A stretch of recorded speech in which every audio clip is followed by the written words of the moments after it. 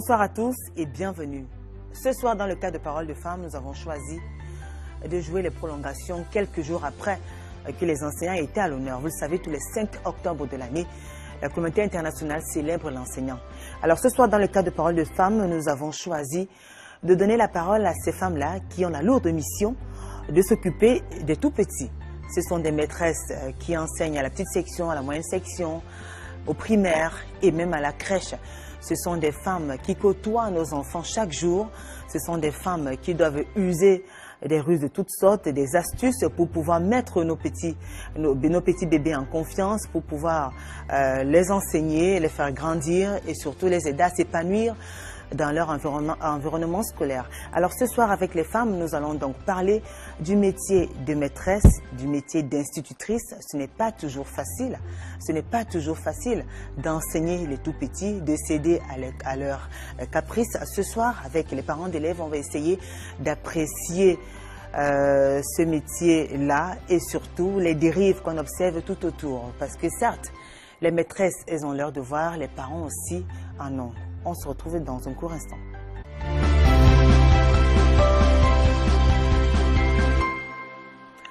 Le métier de maîtresse nous intéresse aujourd'hui. On a choisi de jouer les prolongations. Après le 5 octobre, les enseignantes et enseignants ont été à l'honneur. Et pour en parler ce soir, je reçois 3 ravissantes dames. Je vais commencer par vous présenter la première. On entre dans le vif du sujet parce que le thème qui nous rassemble aujourd'hui est très intéressant. On vous présente tout de suite le panel. Alors juste à mon extrême gauche, je reçois Josépha Mbok. Bonsoir Josépha. Bonsoir madame. Comment allez-vous? Ça va très bien. Alors vous êtes fondatrice d'une crèche, garderie. Vous êtes en même temps enseignante. Oui. Ça fait pratiquement 34 ans que vous exercez dans ce secteur-là. Si. Ça fait beaucoup d'années. Oui. Très bien. C'est facile Ce n'est pas facile. Ce n'est pas facile parce que nous rencontrons beaucoup de provocations de la part des parents. Et au niveau de la crèche, nous avons les parents menteurs qui ne veulent pas dire certaines vérités. Alors, c'est à fil de temps qu'on observe certains dégâts. Donc, je suis la promotrice de la crèche garderie. C'est bon, il ne faut pas sans publicité. Voilà. On a compris que vous êtes promotrice d'une crèche garderie, madame. Oui. Alors, merci d'avoir accepté cette invitation. Merci beaucoup. Très bien. Juste à côté de vous, Irène Tembe, elle est là. Bonsoir, madame Tembe. Bonsoir, Julie. Comment allez-vous? Très bien. Vous n'êtes pas maîtresse. Pas du même tout. Pas institutrice. Je suis parent. Même pas enseignante. Non. Vous êtes marketiste. Oui. Et vous intervenez en tant que parent d'élèves ce soir, parce que vous êtes mère de 3 enfants qui sont au primaire et il y en a aussi qui sont à la maternelle. Tout à fait, j'ai 2 à la maternelle. D'accord. Alors, vous en tant que parent d'élèves, comment est-ce que vous appréciez ces maîtresses-là? Celles qui sont chargées de s'occuper de vos enfants tous les jours. Tout d'abord, il faut saluer déjà le courage, la ténacité et le métier d'enseignant. Mais il ne faudrait pas que nos enseignantes, nos maîtresses confondent qu'elles confondent être enseignante et être maman. Qu'elles sachent qu'elles ne doivent pas prendre la place notre place auprès de nos enfants. Donc je reviendrai plus tard par rapport à ce que Madame Mbok a dit, que nous sommes des parents menteurs et tout. Dans le développement je reviendrai dessus. D'accord. Merci Madame Tembe d'avoir accepté cette invitation. Alors juste à côté de vous, elle est là, Odile Kitia. Bonsoir Odile. Bonsoir Julie. Comment allez-vous? Je vais très bien. Alors vous êtes maîtresse. Vous enseignez le CE1. Ça fait 5 ans. Vous êtes encore nouvelle, mais 5 ans, vous avez déjà fait votre petit parcours. Quand même. Ah oui Julie. Comment ça se passe? Ça va. C'est pas facile. C'est vraiment pas facile, mais bon, on tient le coup. Vous tenez le coup. Elle nous rejoindra tout à l'heure dans le cadre de la deuxième partie de ce programme, Hortense Djengou. Elle est là, elle nous écoute attentivement, on va la recevoir plus tard. Alors, je reviens vers vous, mesdames, l'heure du débat. Josépha Mbok, déjà, comment est-ce que vous exercez, vous avez choisi l'enseignement par conviction, parce que vous aimiez ce métier, vous aimez des enfants, un tremplin. Comment est-ce que vous vous retrouvez dans ce secteur d'activité-là? Comment est-ce que vous vous retrouvez dans cette profession? Qu'est-ce qui s'est passé? Je suis d'abord issue d'une grande famille. Ma mère a eu 14 enfants et je suis l'aîné. C'est moi qui gardais les enfants quand maman allait au champ. Alors ce beau travail m'a donné le courage d'être près des enfants, et si je ne suis pas près des enfants, je suis malade. D'accord. Donc dès le bas âge, vous aviez développé cet amour-là. Oui. Vous aimiez bien vous occuper des enfants. Si. D'accord.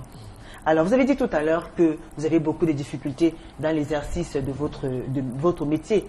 Et surtout, vous avez de la peine à travailler avec des parents qui ne vous disent pas la vérité.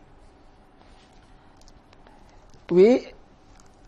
Lors des inscriptions, je demande aux parents de m'apporter la photocopie de l'acte de naissance, la photocopie de leur carnet de vaccination, un certificat médical et une photo entière et deux photos 4x4. D'accord. Alors, les parents m'apportent un certificat médical bidon. C'est par la suite qu'on voit les anomalies. D'accord. Donc un faux certificat médical. Oui, un faux. Justement, quand vous parlez d'anomalie, vous voulez sans doute évoquer le cas de l'enfant atteint d'épilepsie. Oui, c'est vrai. Vous avez raconté cette histoire-là, dites-nous. Cet enfant dont la mère nous apporte et nous dit que l'enfant ne fait que confuser. Et nous trompe que cet enfant a été mal entretenu par une crèche, garderie.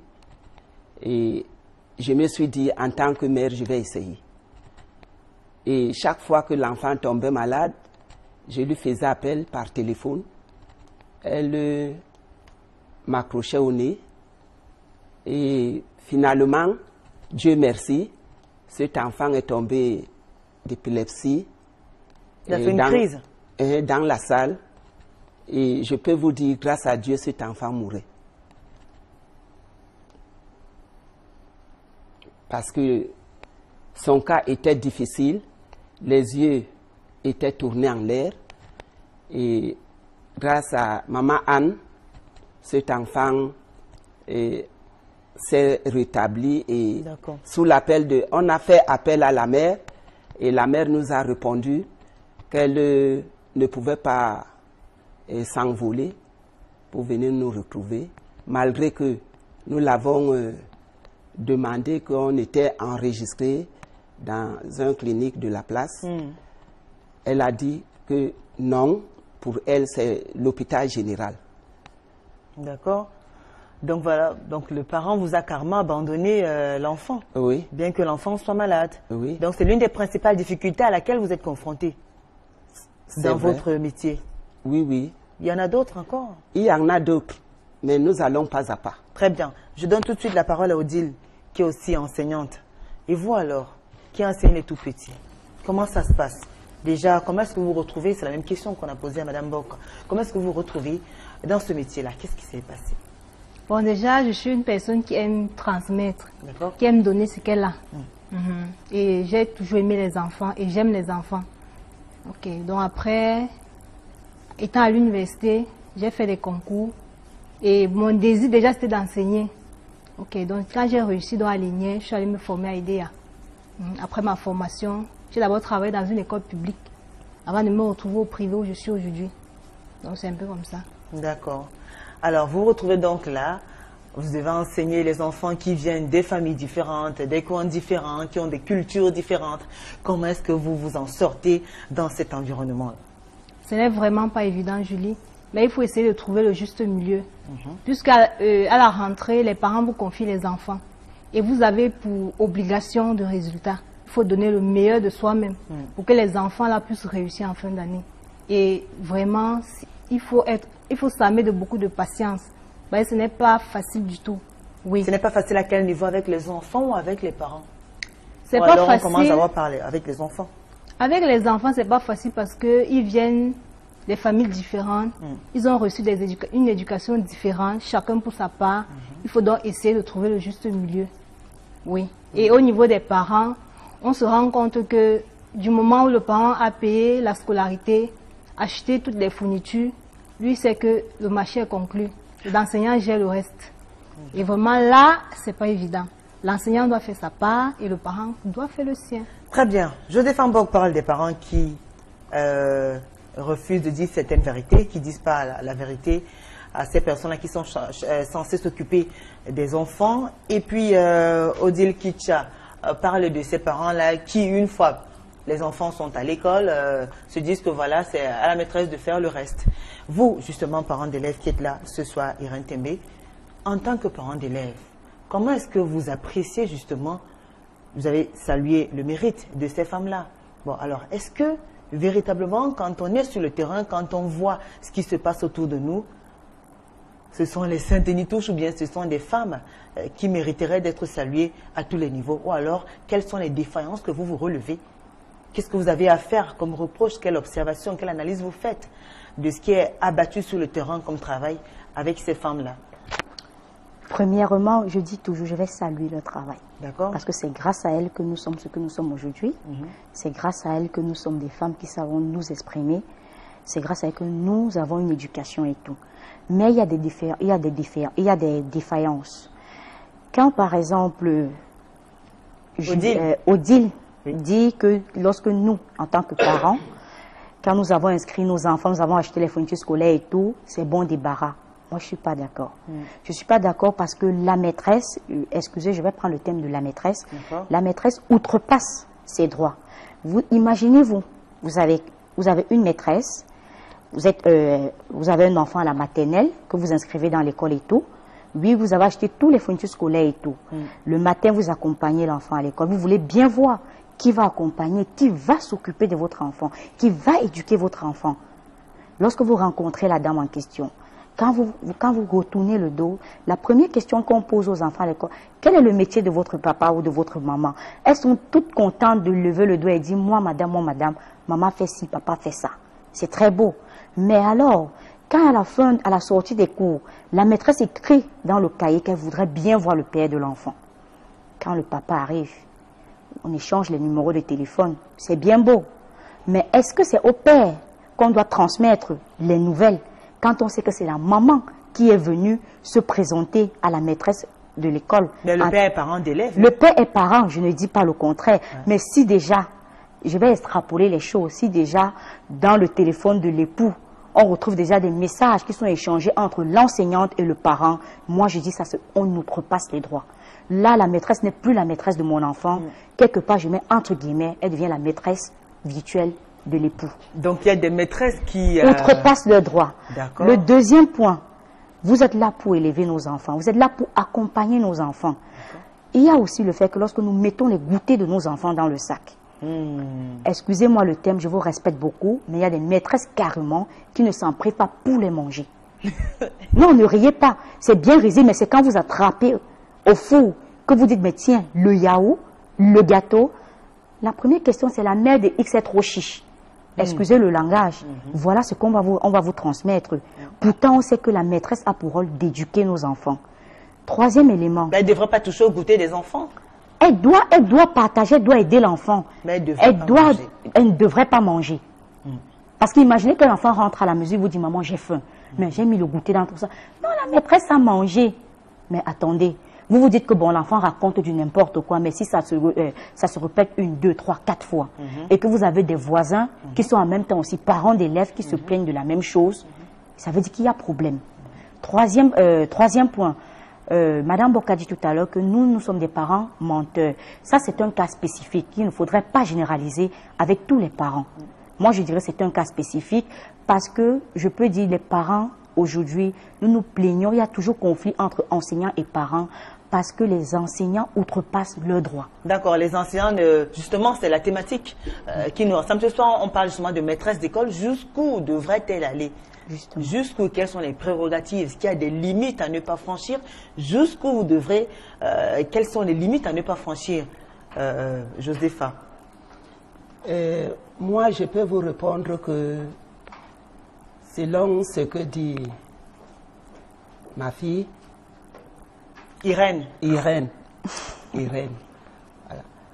Et moi, je vais dire l'école, c'est une seconde famille. Quand le parent inscrit l'enfant à l'école, doit déjà donner le respect à son maître et même les collaborateurs qui sont tout autour. Parce que cet enfant n'est plus à la maison, mais va maintenant dans la seconde famille. Et moi, je me dis, partout où moi je suis passé, je n'ai pas vu les maîtres manger les goûters des enfants. Oui, parce que moi, je comprends toujours les parents dire, on mange nos goûters, on fait ceci. Moi, par exemple, si vous venez dans ma crèche, les parents vont témoigner que leurs enfants ont même pris du poids et le reste des goûters rentre à la maison. Oui. Et en plus, moi, je me dis que le maître, même à l'époque de nos parents, le maître était respecté. Hein? On avait aussi, on donnait les éloges au maître. On respectait le maître. Le maître même, à l'époque, on puisait de l'eau, on faisait ceci. Bon, aujourd'hui, c'est les parents intellectuels qui gâtent la sauce. Ils ne veulent plus se soumettre comme au temps ancien. Alors, quand on parle de la soumission, c'est dans quel sens? Ils devraient se soumettre dans quel sens? Cette soumission, c'est d'abord ne pas insulter le maître. Parce que quand on insulte le maître n'a plus le courage de faire très bien son travail. Moi, je me dis que le parent doit arrêter aussi cette musique pour toujours lancer les mots au maître. Alors, on lance les mots comme ça. Parce que deux fois même, comme le premier parent a dit on a mangé le goûter, le deuxième parent viendra dire on a mangé le goûter, ainsi de suite. Mais est-ce qu'on devrait manger le goûter des enfants? Moi, je n'ai pas vu un maître manger. Parce qu'il faut être clair. Ben vous pensez qu'il mange au vieux sur tout le monde? Moi, je me dis, je me dis que depuis que les premiers parents ont commencé à dire ces mots, c'est devenu une monnaie courante. Et moi, je me dis même, les parents même, qui nous donnent même les goûters des enfants, il y a certains goûters qui sont gâtés. Gâtés, ils ne réchauffent pas les goûters. Il y a certains parents qui sont paresseux pour préparer. Donne que du pain aux enfants. Moi, je sais, à notre époque, on mangeait les galettes, on mangeait les mintumba avec les haricots. Mais aujourd'hui, vous voyez un parent, tout un mois, 6 mois ou bien 9 mois de classe, l'enfant ne mange que du pain. Des fois, les enfants même prennent même ces pains-là et les jettent dans la poubelle. D'autres même rentrent avec du pain. Moi, je me dis que vraiment, si les boulangers n'étaient pas venus, est-ce que ces enfants ne devaient pas bien manger? C'est une raison pour manger. Moi, je me dis que moi, je n'ai pas vu un maître manger parce que, deux fois, on peut goûter pour voir si l'enfant ne peut pas être malade. À vous goûter quand même? Non, goûter. Goûter parce que on ne sait pas. Moi, par exemple, dans ma crèche, je suis obligé de goûter.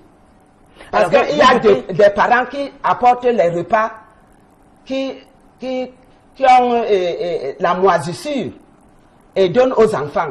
Et ces enfants attrapent soit les vers, soit certaines maladies. Et deux fois, je mets ces repas à part et je fais un repas pour leur remettre. En tant que mère. Moi, je me dis aussi que les parents doivent faire leur devoir, ne pas toujours lancer les pierres aux enseignants. Très bien. Odile, vous écoute. Tout comme la dame disait tout à l'heure, vraiment, le fait de dire que les enseignants mangent le goûter, sincèrement, c'est devenu tellement vulgaire. C'est trop vulgaire même. Moi, alors, parce que c'est vulgaire que ça existe, ou alors vulgaire dans le sens des accusations qui ne sont pas fondées? On en parle. On en parle. Si on en parle, ça veut forcément dire qu'il y a les gens qui le font. Il y a les gens qui le font. Et moi-même, en tant qu'enseignant, je dis, si tel est le cas, ce n'est pas normal. C'est pas normal. Tu travailles, tu as un salaire. Et tu vas essayer de t'organiser et pour voir comment manger sans toutefois toucher la nourriture des enfants. Donc c'est un peu ça. Et par rapport au fait que Madame Tembe disait tout à l'heure que il y a des enseignants qui donnent le numéro de téléphone. Je pense que tu es là pour le travail, tu es là pour inculquer les connaissances à l'enfant. Tu n'es pas là par rapport au papa. En sortant de chez toi, tu n'es pas marié. Tu es marié, tu as un mari. Est-ce que tu as besoin? Tu n'as pas besoin. Je sais que généralement dans les écoles, il y a les carnets de liaison, oui, qui permettent aux enseignants d'entrer en contact avec les parents en cas de problème. Ce n'est pas pour autre chose. C'est pas pour autre chose. Il y a des parents qui cherchent à avoir les numéros des enseignants pour essayer de contacter l'enseignant au cas où il y a un problème. Ou alors de temps en temps, il appelle l'enseignant pour voir si le travail est bien fait. Oui, je pense que c'est ça. Alors, il y a un aspect très important quand même qui revient régulièrement et beaucoup de femmes en souffrent, et ça d'ailleurs causait beaucoup de problèmes dans les foyers, des relations entre parents d'élèves et maîtresses. Julie, je pense que chacune doit savoir ce qu'elle veut, sincèrement. Tu as un mari ou tu as une amie, vraiment il faut être, je sais pas, il faut être fidèle, je sais pas. Tu n'es pas allé là-bas pour le parent, pour qui que ce soit. Mais parfois, il y a des parents d'élèves qui font la cour aussi. Oui, il y a des parents qui font la cour, mais tu dois savoir ce que tu veux. Tu n'es pas allé là pour ça. Vous avez déjà vécu un cas comme ça? Oui, j'ai déjà vécu un cas. Et vous vous êtes comporté comment? J'ai joué carte sur table. C'est-à-dire? J'ai dit carrément aux parents, je suis mariée légalement et j'aime mon époux. Vous avez les enfants, vous avez une femme à la maison. Occupez-vous de ces enfants-là. C'est ça qui est important. C'est ça. Je suis là pour inculquer les connaissances aux enfants. Je ne suis pas là pour, je sais pas trop, pour m'amuser. Alors, est-ce que c'est facile pour vous quand, en même temps, vous devez encadrer un enfant et que plus tard, son parent, par exemple, est amoureux de vous, voudrait bien avoir une relation avec vous? C'est facile de gérer ce genre de situation sans que l'enfant ne soit inclus? C'est facile? C'est facile, Julie, quand on sait ce qu'on veut. Sans que l'enfant n'ait... Non, l'enfant doit... Quel est le rapport de l'enfant là-dedans? L'enfant n'a aucun rapport là-dedans. D'accord. Du moment où le parent même t'aborde, tu dois directement lui dire que non. Très bien. Alors ça, c'est le cas où le parent aborde. Madame Tembe, il y a les cas où ce sont les maîtresses elles-mêmes qui prennent le temps d'approcher. Vous avez eu un cas comme ça dans votre entourage? Oui, dans mon entourage, j'en ai eu, pas seulement un seul, plusieurs cas. D'accord. On a eu plusieurs cas dans plusieurs établissements différents de la place. Et je vais d'abord revenir à Madame Bock, qui disait tout à l'heure que dans sa crèche, elle a des parents qui donnent de la nourriture avec de la moisissure et tout. Franchement, c'est déplorable en tant que parent d'entendre pareille chose. Mais je dirais, entre parents et instituteurs, c'est vrai, il y a toujours ce conflit. Mais il ne faudrait pas toujours qu'on jette la pierre aux parents. Parce que généralement, dans les crèches, Madame Bock peut-être ne le sait pas, mais j'ai un enfant dans sa crèche, je connais comment sa crèche se comporte. Donc, je connais exactement où est-ce que sa crèche est située et comment ça se fait et tout. Donc, je ne dirais pas 100% comme elle a dit tout à l'heure. Je ne suis pas là pour déprécier son école et tout. Elle fait un travail très remarquable déjà, que j'apprécie déjà dans le fond. Mais ce que moi, je déplore, c'est qu'on arrête, premièrement, je me plaignais du goûter des enfants. Elle va bien comprendre de quoi est-ce que je parle. Je me plaignais du goûter des enfants. Je me plaignais de la manière dont on accueille les parents. Elle saura de quoi je parle. Et maintenant, en troisième position, j'étais en train de parler tout à l'heure. Elle saura de quoi je parle. C'est pas entre vous deux que ça se passe. Non, c'est pas entre nous deux. On veut savoir exactement. Non, on ne va pas citer les contemporains. Non, mais dis-nous quand même les réalités. Comment ça se passe dans les crèches? Non, dans les crèches aujourd'hui, les fondatrices des crèches ont l'impression que nous, parents, quand nous déposons un enfant dans une crèche, c'est une façon de se débarrasser de cet enfant.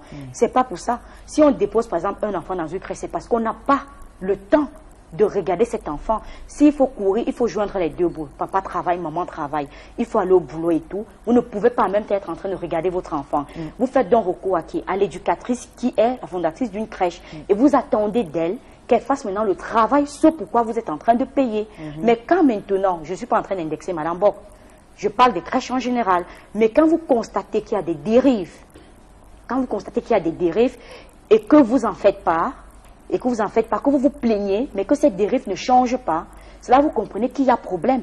C'est bien vrai, c'est bien beau que ce n'est pas un métier qui paye vraiment, mais quand on le fait, c'est parce qu'on le fait par amour pour les enfants.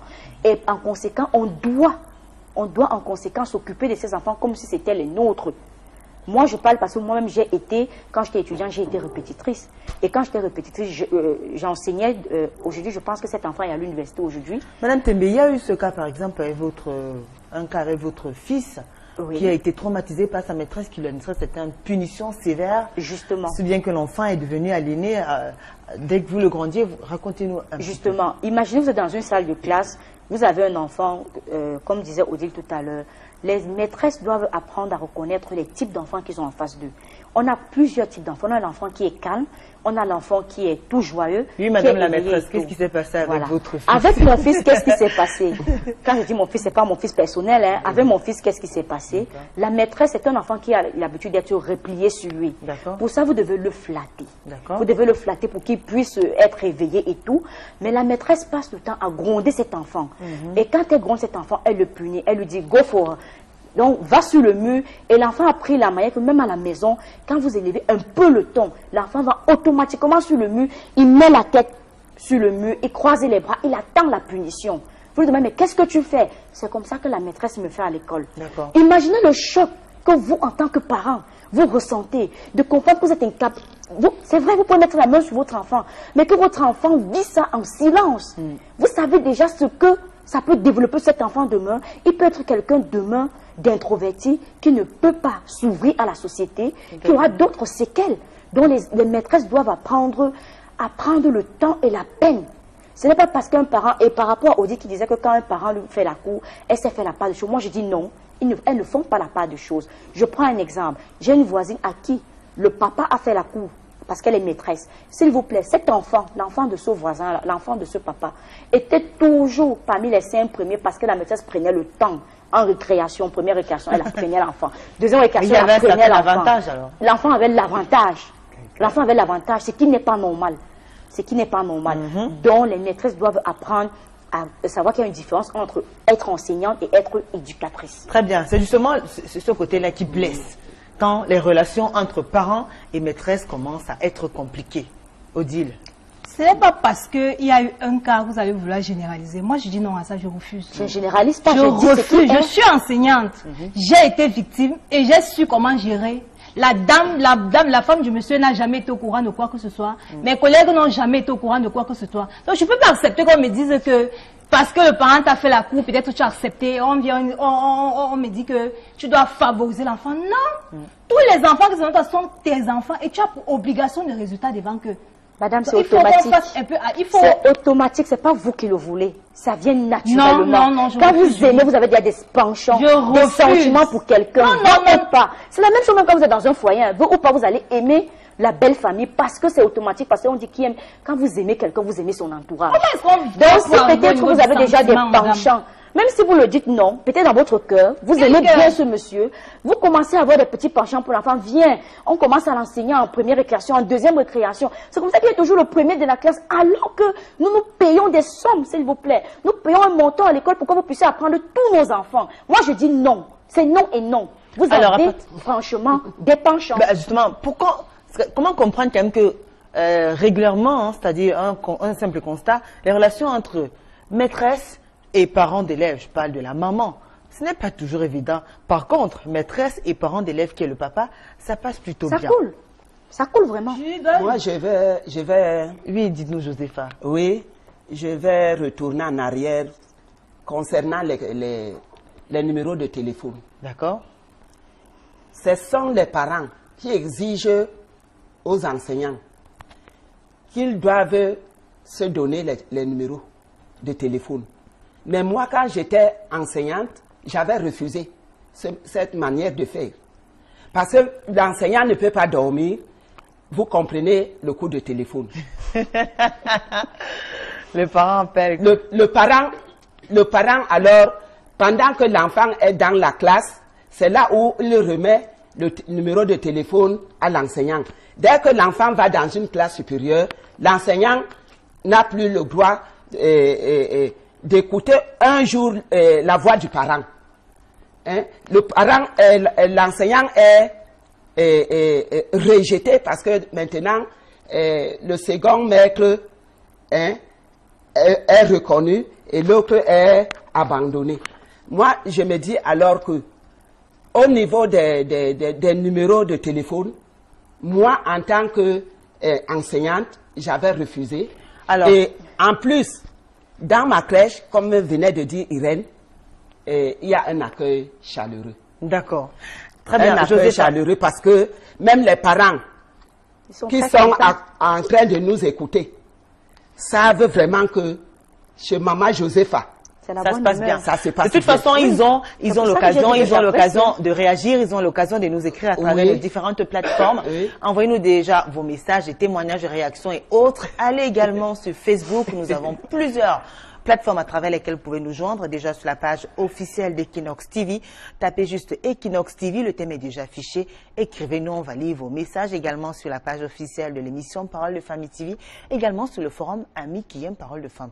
Plusieurs canaux, vous avez des adresses multiples pour pouvoir nous écrire. Josepha, en même temps, vous refusez peut-être que les parents aient les contacts des enseignants, mais il y a certains établissements scolaires qui exigent que les numéros de téléphone des parents soient bien écrits sur l'uniforme, sur la tenue des enfants. Au cas où l'enfant se perdrait, ça permettrait d'appeler un proche, ça permet d'identifier l'enfant et autres. Donc, est-ce que le problème n'est pas justement dans le professionnalisme, c'est-à-dire la façon avec laquelle ces parents d'élèves ou alors ces maîtresses ont la façon avec laquelle ils utilisent les données qu'ils ont en leur possession, c'est-à-dire les numéros de téléphone et cette proximité-là. Est-ce qu'on ne devrait pas, malgré tout, rester professionnel comme le souligne Odile? C'est-à-dire, bien qu'on ait un contact d'un parent, qu'on connaisse même, on connaît son adresse et tout, c'est une certaine proximité, mais la maîtresse devrait rester là à faire son devoir, sachant que c'est très souvent pour une année. Est-ce que vous, c'est pour une année, une fois que l'enfant... Bon, c'est vrai qu'il y a des maîtresses qui marquent aussi, mais très souvent, c'est pendant l'année qu'on a l'occasion d'échanger, de partager certains moments avec les parents d'élèves et les élèves. Le numéro de téléphone n'est pas mauvais. En cas du travail, c'est-à-dire on doit respecter les heures. L'enseignant doit aussi se reposer. Oui. Mais vous voyez les parents, puisque l'enfant est là, on a remis les numéros de téléphone, le maître est devenu comme un boy. Un robot. Un robot. Hein? Et c'est jusque là où les parents ne respectent pas les enseignants. Il y a des enseignants aussi qui proposent eux-mêmes leur aide, qui se proposent de devenir des répétiteurs, de s'occuper des enfants. Qui rentrent même à la maison avec ses enfants à la maison. Voilà. Qui les suivent après la sortie des cours. Franchement. Moi, je me dis, si c'est pour le travail, l'heure du travail doit être respectée. Quand le maître est déjà à la maison, ce n'est plus l'heure du travail. D'accord. Oui. Vous qui gérez. Parce que pendant votre sommeil, à minuit, on vous appelle. Bon, très bien. À 5h30, on vous réveille. Josepha, oui. vous qui gérez une crèche, c'est-à-dire les tout petits, c'est à partir de 2 ans. Oui, de 0 à 3 ans non révolus. Très bien. Vous avez c'est-à-dire des personnes qui ont une certaine formation dans le domaine médical pour intervenir en cas de besoin. Vous avez des infirmières et autres sur place pour pouvoir prendre soin des tout petits en cas de maladie et autres. Nous avons pour partenaire... D'accord, un hôpital de la place qui doit intervenir. Oui. Alors, vous avez des bébés qui ne parlent pas, qui ne connaissent rien. Ce sont des personnes innocentes, des âmes innocentes. Comment est-ce que vous faites pour rassurer ces petits, rassurer les parents que leurs enfants sont dans de bonnes mains? Oui, premièrement, le dialogue entre enseignants et parents. Le parent doit d'abord vous dire qui est cet enfant, quelles sont les anomalies qu'on peut rencontrer. Et maintenant, l'enseignant peut maintenant remonter la pente. C'est pour dire que dans ma crèche, par exemple, j'ai un cahier de permanence où même les numéros de téléphone des parents s'y trouvent.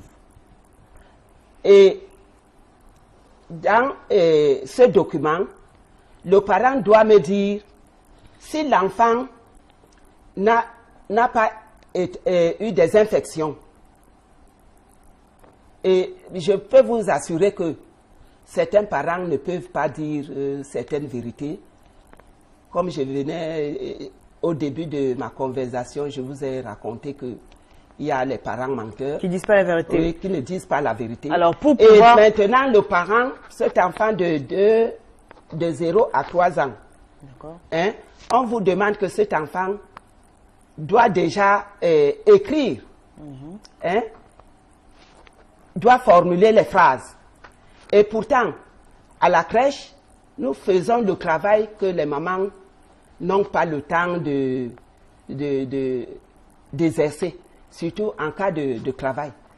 C'est nous qui formons les enfants à causer, à citer les mots, à marcher, à les nourrir, à les laver. Vous les accompagnez dans leur croissance. Donc, vous les accompagnez dans leur croissance. Voilà. Alors, vous avez quand même prévu un cadre adéquat pour pouvoir mettre ces petits-là à l'aise, c'est-à-dire il y a des endroits pour dormir et toutes des choses vraiment de façon confortable.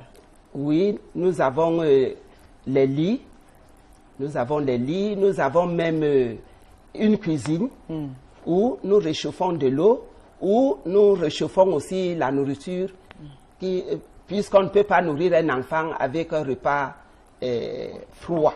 D'accord. Bon, ces enfants sont bien aménagés et puis je peux vous rassurer. Et vous rassurez là, tout vous allez parler de votre crèche là. Mais Odile, normalement, Odile, toutes les crèches ont les mêmes données. Ouais. Ce n'est pas seulement la crèche garderie. Oui, oui, ça on a compris, madame. Hein? On a compris.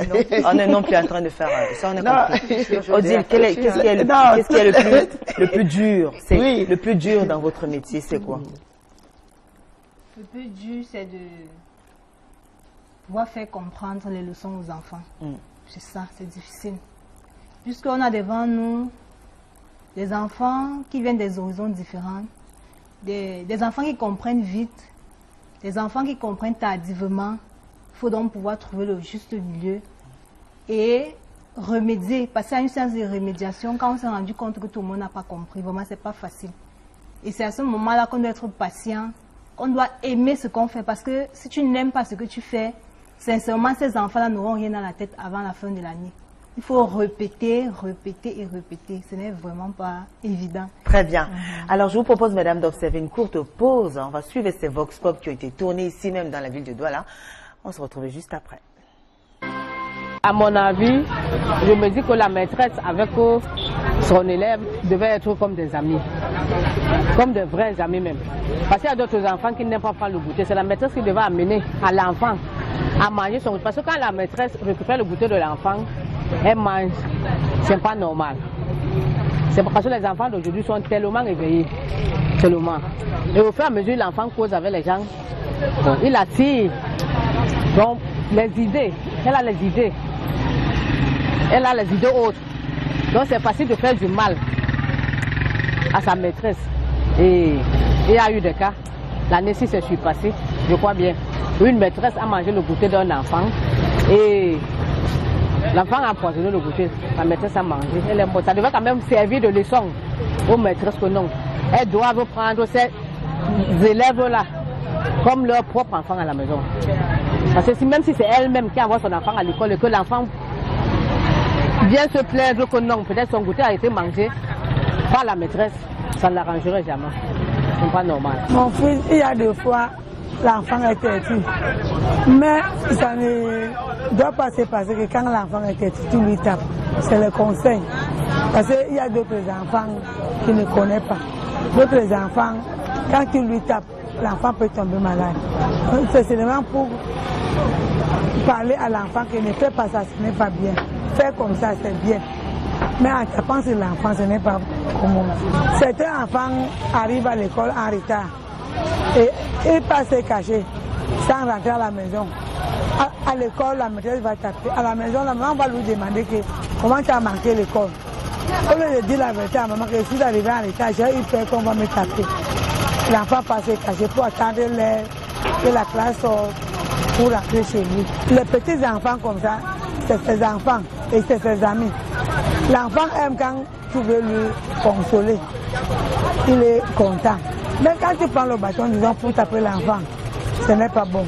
L'enfant a peur et l'enfant fuit. Donc pour être les bons amis de l'enfant, il faut consoler l'enfant. Une maîtresse de la maternelle, une femme qui garde les enfants, est comme une baby-sister. Quand l'enfant vient avec son goûter, elle sait bien que l'enfant ne peut pas manger toute seule. La première des choses, c'est de nourrir cet enfant jusqu'à lui donner de l'eau à boire. Et là, elle est assurée que l'enfant est rassasié. Son reste de goûter, ça part dans le sac. Si ça ne part même pas dans le sac et qu'elle goûte aussi, puisqu'on ne peut pas goûter, on ne peut pas nourrir le bébé sans toutefois sucer le doigt. Mais quand cela ne tient tout le temps, les gens se plaignent. Les femmes se plaignent. Les maîtresses ont mangé le goûter, c'est pas bien, c'est pas bien. Je leur demande de changer cette attitude-là. Le Seigneur ne peut pas te donner la grâce d'avoir même un petit emploi comme celui-là, parce que toutes les femmes gentilles envers les enfants ont toujours un petit bénéfice. Il y a le parent, quand tu gardes bien son enfant, ne peut pas venir chercher l'enfant sans toutefois te dire, voilà ça enfant, merci madame pour ton bon travail. Jamais. Hein? C'est ça. Les tout petits avec les maîtresses, ils sont comme les amis. Et des fois quand je cause avec les autres maîtresses, ils me disent que la maîtresse, on a percé mon œil. La maîtresse dit qu'on a percé ton œil et tu vois avec quoi? Le bébé, l'enfant se met à rire directement et se colle à sa maîtresse. Des fois, la maîtresse dit que ne touchez pas mon portable. Après, quand la maîtresse vient dire que la maîtresse, on a touché ton portable, on a touché ton portable. La maîtresse dit que j'ai dit qu'elle ne touche pas mon portable. Non, elle dit oui. Et il se met à rire. Oui. L'autre, des fois, quand on mange sa nourriture, ça lui plaît. Parce que des fois, à la maison, c'est quand la maman se met à manger qu'elle a aussi l'envie. Il y a les enfants qui sont les derniers nés, les enfants qui on les chuchote beaucoup. Et quand elle arrive sur ces milieux, elle ne constate pas ça, elle ne mange pas. C'est pas automatiquement comment que la maîtresse elle veut faire le gros cœur. Non, elle veut juste ramener à l'enfant que le milieu n'a pas changé. Mais comme c'est les enfants, il faut aussi réfléchir aussi ce qu'elle veut. C'est une manière que la maîtresse se ramène l'enfant pour que l'enfant puisse comprendre que bon, elle n'est pas encore changée, que le milieu n'est pas totalement changé. Elle ne doit pas prendre le goûter de l'enfant pour manger. C'est à tort. Et même si l'enfant lui donne, elle doit dire merci et refuser. Il fait manger. Ça. Et c'est l'enfant qui doit lui nourrir, mon père. Non, elle doit supporter, c'est une grande personne. Elle ne doit pas prendre la nourriture de l'enfant pour manger. L'enfant, peut-être, ne donner même, ne sait même pas ce qu'elle fait. La relation entre le tout petit et sa maîtresse devrait être une relation comme le parent et son enfant en fait. Et déjà la maîtresse ne devrait pas consommer le goûter d'un enfant à l'école. Pourquoi? Parce que les parents qui prennent les enfants pour aller confier à la maîtresse, c'est comme les maîtresses sont déjà les parents de ces tout petits là. Donc la maîtresse doit prendre l'exemple que c'est son petit enfant à la maison. Et elle ne devrait pas manger son goûter. Oui, mais puisque toi le parent, tu peux pas t'asseoir, acheter un petit déjeuner à l'enfant et tu te mets à consommer avant que l'enfant n'ait peut-être mangé. Donc c'est pas normal en fait. Oui, c'est vrai que j'ai eu ce problème à l'école. J'avais ma petite fille qui était à la maternelle. Quand elle partait avec son goûter à l'école, elle ne parvenait pas à manger. Quand elle rentrait, elle me disait maman, la maîtresse a mangé mon goûter. Pourquoi? Parce que déjà je faisais du genre où j'achète des pommes, je mets dans le sac de l'enfant les yaourts et tout ça. Elle ne mangeait pas.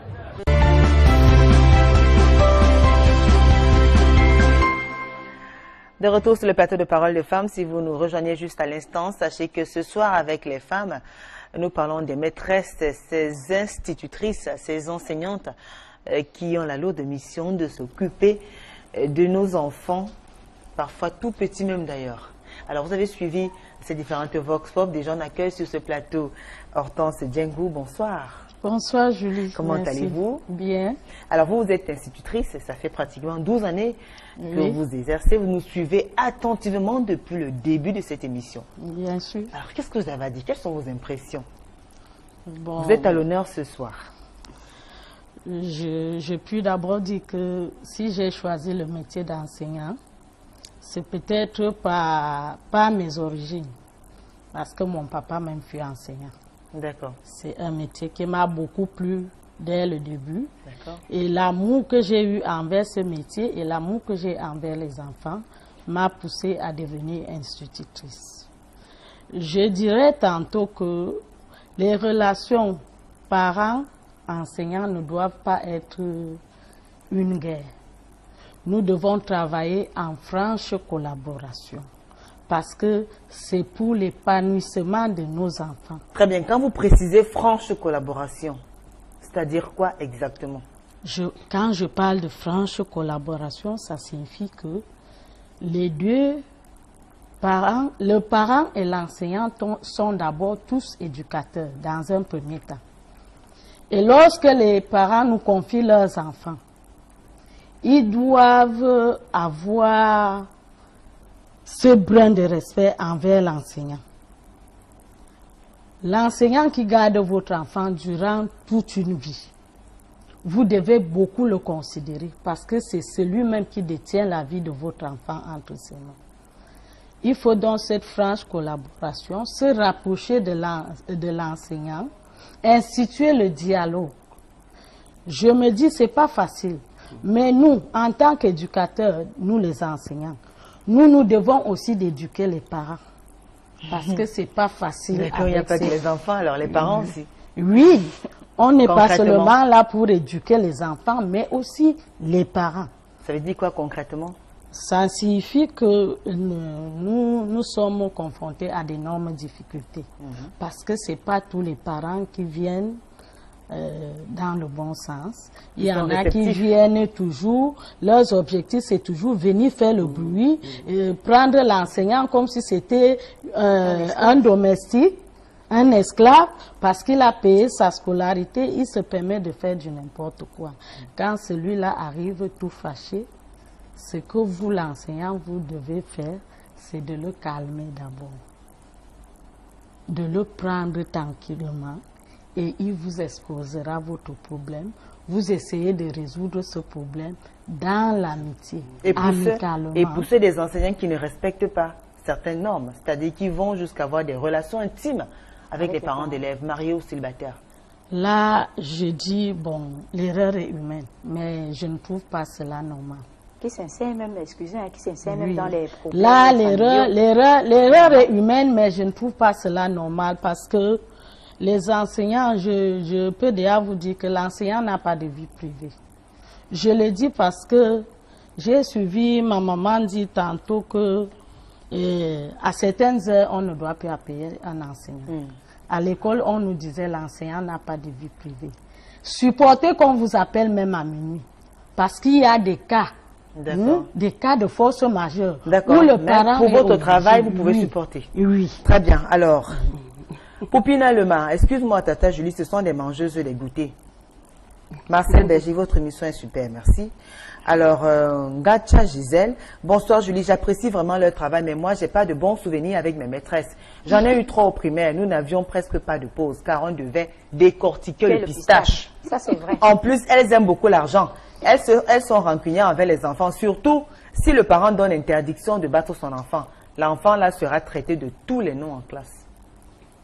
Ce sont des réactions. Roger Miemanangnoussi, bonsoir à tous et à toutes. Très bon thème. Je me rappelle encore de mon maître du C1, M. Nanet, avec ses balançoires. Mais il m'a fait maîtriser la table de multiplication. Alors, il y a Mboui Adèle qui écrit ça. Alors, Julie, tu ne cesseras de nous surprendre. Le thème de ce soir est très intéressant. Alors, je n'oublierai jamais mon maître du cours moyen 2, M. Samba pour les balançoires, et décidément, qui nous faisait subir tous les vendredis après le contrôle. Alors, Adorine Yang Kwang, bonsoir Julie. L'État devrait bien payer nos enseignants et nos maîtresses pour l'éducation de nos enfants et le bien-être de notre pays.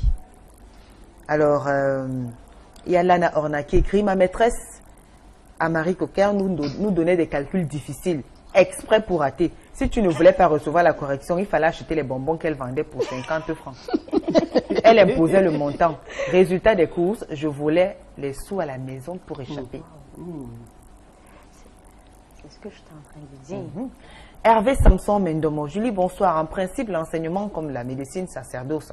Seulement, il faut leur dire quoi que ce soit. Regardons d'abord nous-mêmes les enfants. Pour alléger la tâche à ses maîtresses aux brebis galeuses, ne venez pas étaler vos différentes opulences aux enfants. Ta beauté, ton mari, ton argent, etc. Quand bien même tu as pour copain le père d'un élève, excuse nos enfants.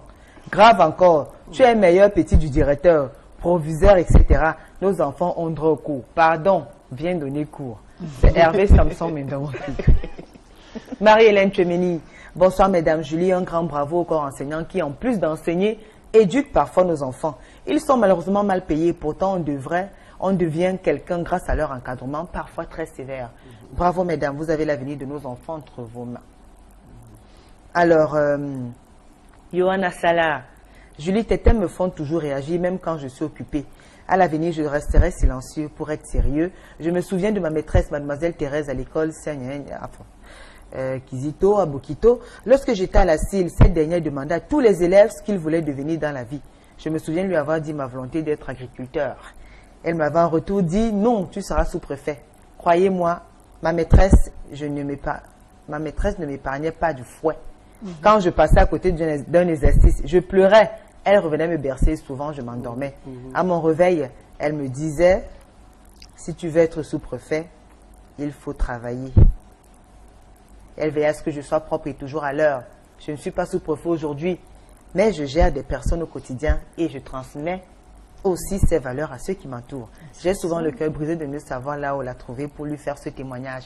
Merci encore Julie pour ta tribune, je suis émue là. Ah, c'est Yohanna Salah qui écrit. Il suffit que l'enseignant n'est pas seulement celui-là. Ah oui, un enseignant n'est pas seulement celui-là qui fouette, Madame Tembe. Oui, ce n'est pas seulement celui qui fouette, mais quand on écoute toutes les plaintes et toutes les suggestions, et en fait, tout ce que les autres ont dit, on retient le témoignage commun, c'est le fouet et le goûter. Et je vais continuer à la suite de ce que les autres ont dit pour appuyer sur le point de la bastonnade. Il faudrait que nos maîtresses, nos chères maîtresses, qui sont cette personne, je dis toujours, je salue, franchement, je salue le travail qu'elles accomplissent, mais qu'elles apprennent à punir un enfant. Parce que imaginez, quand vous entrez dans une salle de classe, moi je me souviens bien de mon maître du cours moyen 2. Alors là, lui, il ne ratait pas. Hein. Au contrôle, il fallait tout faire pour être parmi les siens, c'est-à-dire être assis au premier banc. Quand il dit 40 sur 40, tu dois être celle qui est assise là, avec 40 sur 40, 39 sur 40. Si tu es à partir de 32 sur 40, je vous assure, on appelait cela le chien noir. Le chien noir ne te laisse pas passer. Et ça marque un enfant. Ce qui fait que là, vous êtes traumatisé psychologiquement. Et nos maîtres aujourd'hui, c'est avec un plaisir malin. Faites un tour dans les établissements scolaires pendant les heures de cours, à partir de 9-10 heures. Vous verrez, quand on dit répète, quand les élèves sont en train de répéter, un a mal répété, je vous assure, c'est de chien noir qui est derrière le dos de cet enfant. Parfois, vous passez dans une salle de classe, vous trouvez les enfants qui ont planté le chou. C'est tout à fait normal. Mais il y a des punitions. Mais depuis, il y a des punitions et des punitions. La dame du milieu, justement, ça marque. On parle de vous, la dame au milieu. Elle doit faire gaffe. Toutes les maîtresses ne sont pas ce qu'elles pensent. Ma mère a été maîtresse et jusqu'à ce jour, ses anciens élèves et parents la contactent pour avoir de ses nouvelles parce qu'elle a été fidèle à elle. Moi-même, j'ai été une maîtresse avant de me reconvertir. Qui a écrit depuis Libreville. Alors, l'enseignant a aussi une vie privée. Mais de nos jours, qui enseigne quoi? Peut-on toujours bien enseigner sans motivation ou sans être recruté après 4 ans? C'est douloureux pour l'État. C'est Tchakounte Monte qui est enseignant, il nous écrit. Julie, je ne te coupe pas, s'il te plaît. La dame qui a les verts, justement, parle de vous, a pleinement raison. Merci, madame, merci pour votre courage. Quand tu dis à une maîtresse t'appelle, elle te dit, voilà, j'ai constaté que ton enfant a X ou Y problème et tout. Tu lui dis, mais tiens, personnellement, moi, j'ai aimé l'enseignement. J'ai répété. Alors, quand on lui dit, quand on lui dit elle vous dit, votre fils n'écrit pas ou X ou Y, vous lui dites, mais tiens, à la maison, mon fils écrit peut-être. Il dit, non, il va falloir que tu essayes de débousser quelque chose pour que je puisse remonter le niveau de ton élève à la première et deuxième récréation. Elles sont justement à côté de vous, les maîtresses, pour réagir. Non, madame, ne dites pas que vous n'êtes pas d'accord. Moi, je ne dis pas. Non, moi, je parle parce que je sais de quoi je parle. En ce moment-là, personne ne me dira que je mens. Parce que mon argent qui quitte sur mon salaire, c'est où ça va. Et il y a justement les maîtresses qui sont accouchées. Je sais de quoi je parle. Réagir, je sais de quoi je parle. Je dirais, il ne faut pas que toute la responsabilité revienne aux enseignants. Le parent aussi a sa part de responsabilité. Nous prenons le cas de la maternelle parce qu'on parle beaucoup plus des tout petits. Lorsque moi, je suis enseignante depuis 12 ans et je suis aussi responsable. Lorsque le parent se plaint que l'enfant écrit à la maison, la plupart des cas, ce n'est pas des enfants qui écrivent à la maison. Moi, je le dis en connaissance. Donc, ça revient à ce que... oui, parce que quand je donne le devoir à un enfant, l'enseignant qui a ses élèves dans la salle de classe maîtrise le niveau de tous ses élèves. D'accord. Le devoir qui arrive à la maison, et je sais que c'est un enfant qui ne travaille pas le plus souvent bien, le devoir rentre bien fait. Je saurais que c'est un seul devoir qui a été fait par le parent. Oui, mais comment comprendre donc que de plus en plus, c'est facile, c'est comme une sorte de code. C'est-à-dire qu'il y a des maîtresses qui amènent les parents à débourser certaines sommes pour qu'elles puissent mieux encadrer les enfants, les suivre de façon particulière. Moi, je me dis, chacun a sa part de responsabilité. Très bien. Ça devient lorsque vous avez des enfants dans la salle de classe, vous ne devrez pas avoir un privilège sur des enfants. Maman Josépha. Moi, je voudrais ajouter quelque chose. C'est que au niveau des bastonnades, au niveau des bastonnades, la pédagogie même a défendu la bastonnade. Bonsoir à vous dans le studio. Franchement, les maîtresses exagèrent. Quand les parents accompagnent l'enfant, il est bien reçu. Mais quand c'est la mère, les maîtresses boudent. Arrêtez ça. C'est les dames de ma part, la maîtresse doit se contenter de son salaire. Elle doit prendre les enfants au même pied d'égalité. Aussi, elles doivent travailler avec dévouement et la récompense des parents viendra toute seule. Rosine de Bipanda Safari. Alors, vous insinuez que si une maîtresse a 50 élèves, ça lui fait 50 amants. Alors, bonsoir, je suis mariée. Je veux juste dire à ces parents qui ne connaissent même pas ses propres responsabilités et c'est le maître qui subit. Bon, il n'y a plus assez de temps, malheureusement. On va vous permettre de conclure quand même le sujet vaste et les réactions sont tellement nombreuses, Alors, pour conclure en quelques mots, José Famboc, on vous écoute. Qu'est-ce que vous avez à dire? Moi, la maîtresse d'école devrait avoir des limites à ne pas franchir. Jusqu'où elle doit aller? On vous écoute. Moi, je voudrais dire que l'enseignant doit savoir que son travail est un travail noble. Et que ses enfants attendent beaucoup de nous. Et que les parents doivent connaître aussi là où le maître doit avoir ses limites. D'accord, très bien. Irène Tembe. Je continuerai à saluer le courage et le dévouement des maîtresses et des enseignants parce que c'est grâce à eux que nous sommes ce que nous sommes, mais qu'ils sachent où sont leurs limites. Voilà où moi je peux dire. Qu'elles savent où sont leurs limites et on fera le tout après. C'est le dialogue qui compte. D'accord. Hortense. Je dirais que le parent a sa part de responsabilité, l'enseignant a sa part de responsabilité. Ce que nous devrons faire, c'est travailler en collaboration. Le travail qui commence à l'école doit se suivre au niveau de la maison. Il ne faut pas que les parents laissent toute la charge aux enseignants. D'accord. Et les relations les rapports entre parents et enseignants devraient être strictement ou alors il y a des... Les rapports entre parents et enseignants doivent se limiter dans le cadre de l'éducation de leurs enfants, du suivi de leurs enfants. Très bien. Merci mesdames pour vos témoignages. Merci à vous José Famboc, à vous également Irène Tembe, également à vous Hortense Diengo. Merci aussi à Odile Kicha qui était là à la première partie. Merci à la grande équipe conduite par Marthe Manguele.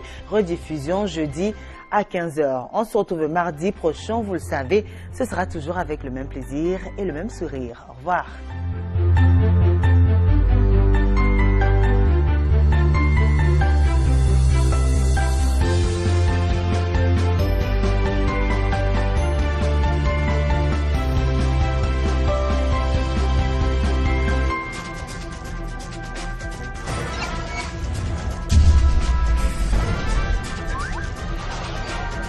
Récréation. C'est comme ça qu'il est toujours le premier de la classe, alors que nous payons des sommes, s'il vous plaît. Nous payons un montant à l'école pour que vous puissiez apprendre tous nos enfants. Moi, je dis non. C'est non et non. Vous avez, franchement, des penchants. Justement, comment comprendre quand même que régulièrement, c'est-à-dire un simple constat, les relations entre maîtresse et parents d'élèves, je parle de la maman, ce n'est pas toujours évident. Par contre, maîtresse et parents d'élèves qui est le papa, ça passe plutôt bien. Ça coule. Ça coule vraiment. Moi, je vais... Oui, dites-nous, Josépha. Oui, je vais retourner en arrière concernant les numéros de téléphone. D'accord. Ce sont les parents qui exigent aux enseignants qu'ils doivent se donner les numéros de téléphone.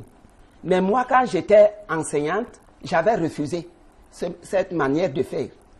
Parce que l'enseignant ne peut pas dormir. Vous comprenez le coup de téléphone. Le parent appelle.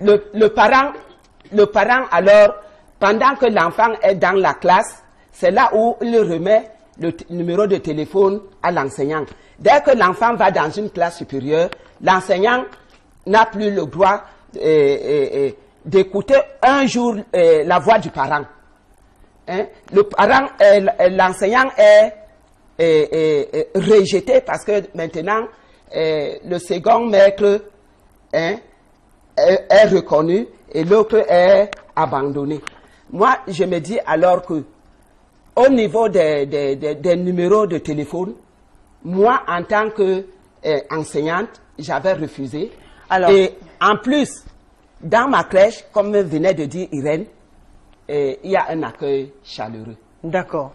Très bien. Un accueil chaleureux parce que même les parents qui sont en train de nous écouter savent vraiment que chez Maman Josepha, ça se passe bien. Ça se passe de toute façon, ils ont l'occasion de réagir, ils ont l'occasion de nous écrire à travers les différentes plateformes. Envoyez-nous déjà vos messages, des témoignages, des réactions et autres. Allez également sur Facebook, nous avons plusieurs plateformes à travers lesquelles vous pouvez nous joindre. Déjà sur la page officielle d'Equinox TV, tapez juste Equinox TV, le thème est déjà affiché. Écrivez-nous, on va lire vos messages. Également sur la page officielle de l'émission Parole de Famille TV, également sur le forum Amis qui aiment Parole de Femmes. Plusieurs canaux, vous avez des adresses multiples pour pouvoir nous écrire. Josepha, en même temps, vous refusez peut-être que les parents aient les contacts des enseignants, mais il y a certains établissements scolaires qui exigent que les numéros de téléphone des parents soient bien écrits sur l'uniforme, sur la tenue des enfants. Au cas où l'enfant se perdrait, ça permettrait d'appeler un proche, ça permet d'identifier l'enfant et autres. Donc, est-ce que le problème n'est pas justement dans le professionnalisme, c'est-à-dire la façon avec laquelle ces parents d'élèves ou alors ces maîtresses ont, la façon avec laquelle ils utilisent les données qu'ils ont en leur possession, c'est-à-dire les numéros de téléphone et cette proximité-là. Est-ce qu'on ne devrait pas, malgré tout, rester professionnel comme le souligne Odile? C'est-à-dire, bien qu'on ait un contact d'un parent, qu'on connaisse même, on connaît son adresse et tout, c'est une certaine proximité, mais la maîtresse devrait rester là à faire son devoir, sachant que c'est très souvent pour une année. Est-ce que vous, c'est pour une année, une fois que l'enfant... Bon, c'est vrai qu'il y a des maîtresses qui marquent aussi, mais très souvent, c'est pendant l'année qu'on a l'occasion d'échanger, de partager certains moments avec les parents d'élèves et les élèves. Le numéro de téléphone n'est pas mauvais. En cas du travail, c'est-à-dire on doit respecter les heures. L'enseignant doit aussi se reposer. Oui, mais vous voyez les parents, puisque l'enfant est là, on a remis les numéros de téléphone, le maître est devenu comme un boy. Un robot. Un robot. Hein? Et c'est jusque là où les parents ne respectent pas les enseignants. Il y a des enseignants aussi qui proposent eux-mêmes leur aide, qui se proposent de devenir des répétiteurs, de s'occuper des enfants. Qui rentrent même à la maison avec ses enfants à la maison. Voilà. Vous allez les suivre après la sortie des cours. Franchement. Moi, je me dis, si c'est pour le travail, l'heure du travail doit être respectée. Quand le maître est déjà à la maison, ce n'est plus l'heure du travail. D'accord. Oui. Vous qui gérez. Parce que pendant votre sommeil, à minuit, on vous appelle. Bon, très bien. À 5h30, on vous réveille. Josepha, oui. vous qui gérez une crèche, c'est-à-dire les tout petits, c'est à partir de 2 ans. Oui. De 0 à 3 ans non révolus. Très bien. Vous avez c'est-à-dire des personnes qui ont une certaine formation dans le domaine médical pour intervenir en cas de besoin. Vous avez des infirmières et autres sur place pour pouvoir prendre soin des tout petits en cas de maladie et autres. Nous avons pour partenaire... D'accord, un hôpital de la place qui doit intervenir. Oui. Alors, vous avez des bébés qui ne parlent pas, qui ne connaissent rien. Ce sont des personnes innocentes, des âmes innocentes. Comment est-ce que vous faites pour rassurer ces petits, rassurer les parents que leurs enfants sont dans de bonnes mains? Oui, premièrement, le dialogue entre enseignants et parents. Et le parent doit d'abord vous dire qui est cet enfant, quelles sont les anomalies qu'on peut rencontrer. Et maintenant, l'enseignant peut maintenant remonter la pente. C'est pour dire que dans ma crèche, par exemple, j'ai un cahier de permanence où même les numéros de téléphone des parents s'y trouvent. Et dans ce document, le parent doit me dire si l'enfant n'a pas eu des infections. Et je peux vous assurer que certains parents ne peuvent pas dire certaines vérités. Comme je venais au début de ma conversation, je vous ai raconté que il y a les parents menteurs. Qui ne disent pas la vérité. Oui, qui ne disent pas la vérité. Alors, pour pouvoir... Et maintenant, le parent, cet enfant de 0 à 3 ans, hein, on vous demande que...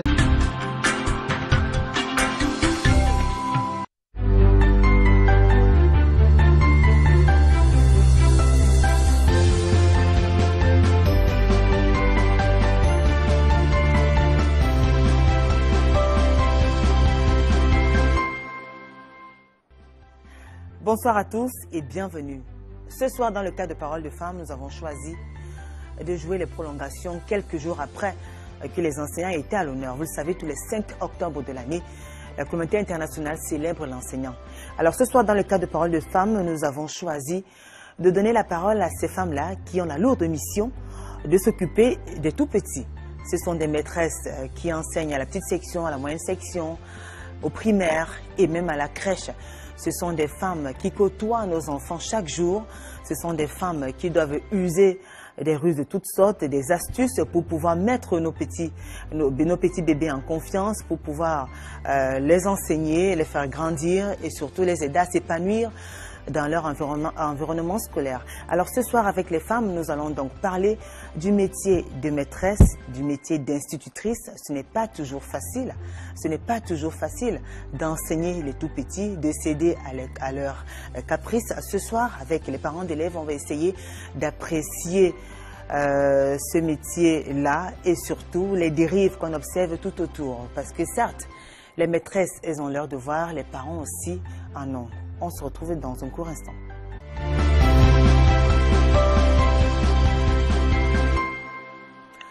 Le métier de maîtresse nous intéresse aujourd'hui. On a choisi de jouer les prolongations. Après le 5 octobre, les enseignantes et enseignants ont été à l'honneur. Et pour en parler ce soir, je reçois 3 ravissantes dames. Je vais commencer par vous présenter la première. On entre dans le vif du sujet parce que le thème qui nous rassemble aujourd'hui est très intéressant. On vous présente tout de suite le panel. Alors juste à mon extrême gauche, je reçois Josépha Mbok. Bonsoir Josépha. Bonsoir madame. Comment allez-vous? Ça va très bien. Alors vous êtes fondatrice d'une crèche, garderie. Vous êtes en même temps enseignante. Oui. Ça fait pratiquement 34 ans que vous exercez dans ce secteur-là. Si. Ça fait beaucoup d'années. Oui. Très bien. C'est facile Ce n'est pas facile. Ce n'est pas facile parce que nous rencontrons beaucoup de provocations de la part des parents. Et au niveau de la crèche, nous avons les parents menteurs qui ne veulent pas dire certaines vérités. Alors, c'est à fil de temps qu'on observe certains dégâts. Donc, je suis la promotrice de la crèche garderie. C'est bon, il ne faut pas sans publicité. Voilà. On a compris que vous êtes promotrice d'une crèche garderie, madame. Oui. Alors, merci d'avoir accepté cette invitation. Merci beaucoup. Très bien. Juste à côté de vous, Irène Tembe, elle est là. Bonsoir, madame Tembe. Bonsoir, Julie. Comment allez-vous? Très, très bien. Vous n'êtes pas maîtresse. Pas du tout. Même pas institutrice. Je suis parent. Même pas enseignante. Non. Vous êtes marketiste. Oui. Et vous intervenez en tant que parent d'élèves ce soir, parce que vous êtes mère de 3 enfants qui sont au primaire et il y en a aussi qui sont à la maternelle. Tout à fait, j'ai 2 à la maternelle. D'accord. Alors, vous en tant que parent d'élèves, comment est-ce que vous appréciez ces maîtresses-là, celles qui sont chargées de s'occuper de vos enfants tous les jours? Tout d'abord, il faut saluer déjà le courage, la ténacité et le métier d'enseignante. Mais il ne faudrait pas que nos enseignantes, nos maîtresses confondent, qu'elles confondent être enseignante et être maman. Qu'elles sachent qu'elles ne doivent pas prendre la place notre place auprès de nos enfants. Donc je reviendrai plus tard par rapport à ce que Madame Boka a dit, que nous sommes des parents menteurs et tout, dans le développement de... Je reviendrai dessus. D'accord. Merci Madame Tembe d'avoir accepté cette invitation. Alors juste à côté de vous, elle est là, Odile Kitia. Bonsoir Odile. Bonsoir Julie. Comment allez-vous? Je vais très bien. Alors vous êtes maîtresse. Vous enseignez le CE1. Ça fait 5 ans. Vous êtes encore nouvelle, mais 5 ans, vous avez déjà fait votre petit parcours quand même. Ah oui, Julie. Comment ça se passe? Ça va. C'est pas facile. C'est vraiment pas facile, mais bon, on tient le coup. Vous tenez le coup. Elle nous rejoindra tout à l'heure dans le cadre de la deuxième partie de ce programme. Hortense Djengou, elle est là, elle nous écoute attentivement, on va la recevoir plus tard. Alors, je reviens vers vous, mesdames, l'heure du débat. Joseph Mbok, déjà, comment est-ce que vous exercez, vous avez choisi l'enseignement par conviction, parce que vous aimiez ce métier, vous aimez des enfants, un tremplin. Comment est-ce que vous vous retrouvez dans ce secteur d'activité-là? Comment est-ce que vous vous retrouvez dans cette profession? Qu'est-ce qui s'est passé? Je suis d'abord issue d'une grande famille. Ma mère a eu 14 enfants et je suis l'aîné. C'est moi qui gardais les enfants quand maman allait au champ. Alors ce beau travail m'a donné le courage d'être près des enfants, et si je ne suis pas près des enfants, je suis malade. D'accord. Donc dès le bas âge, vous aviez développé cet amour-là. Oui. Vous aimiez bien vous occuper des enfants. Si. D'accord. Alors vous avez dit tout à l'heure que vous avez beaucoup de difficultés dans l'exercice de votre métier. Et surtout, vous avez de la peine à travailler avec des parents qui ne vous disent pas la vérité. Oui. Lors des inscriptions, je demande aux parents de m'apporter la photocopie de l'acte de naissance, la photocopie de leur carnet de vaccination, un certificat médical et une photo entière et deux photos 4x4. D'accord. Alors, les parents m'apportent un certificat médical bidon. C'est par la suite qu'on voit les anomalies. D'accord. Donc un faux certificat médical? Oui, un faux. Justement, quand vous parlez d'anomalie, vous voulez sans doute évoquer le cas de l'enfant atteint d'épilepsie. Oui, c'est vrai. Vous avez raconté cette histoire-là, dites-nous. Cet enfant dont la mère nous apporte et nous dit que l'enfant ne fait que confuser. Et nous trompe que cet enfant a été mal entretenu par une crèche, garderie. Et je me suis dit, en tant que mère, je vais essayer. Et chaque fois que l'enfant tombait malade, je lui faisais appel par téléphone. Elle m'accrochait au nez. Et finalement, Dieu merci, cet enfant est tombé d'épilepsie. Il a fait une crise? Dans la salle. Et je peux vous dire, grâce à Dieu, cet enfant mourait. Parce que son cas était difficile, les yeux étaient tournés en l'air. Et grâce à maman Anne, cet enfant s'est rétabli. Et sous l'appel on a fait appel à la mère. Et la mère nous a répondu qu'elle ne pouvait pas s'envoler pour venir nous retrouver, malgré que nous l'avons demandé, qu'on était enregistré dans une clinique de la place. Elle a dit que non, pour elle c'est l'hôpital général. D'accord. Donc voilà, donc le parent vous a carrément abandonné l'enfant. Oui. Bien que l'enfant soit malade. Oui. Donc c'est l'une des principales difficultés à laquelle vous êtes confronté dans votre métier. Oui, oui. Il y en a d'autres encore? Il y en a d'autres, mais nous allons pas à pas. Très bien. Je donne tout de suite la parole à Odile, qui est aussi enseignante. Et vous alors, qui enseigne les tout-petits. Comment ça se passe? Déjà, comment est-ce que vous vous retrouvez? C'est la même question qu'on a posée à Mme Bok. Comment est-ce que vous vous retrouvez dans ce métier-là? Qu'est-ce qui s'est passé? Bon, déjà, je suis une personne qui aime transmettre, qui aime donner ce qu'elle a. Et j'ai toujours aimé les enfants et j'aime les enfants.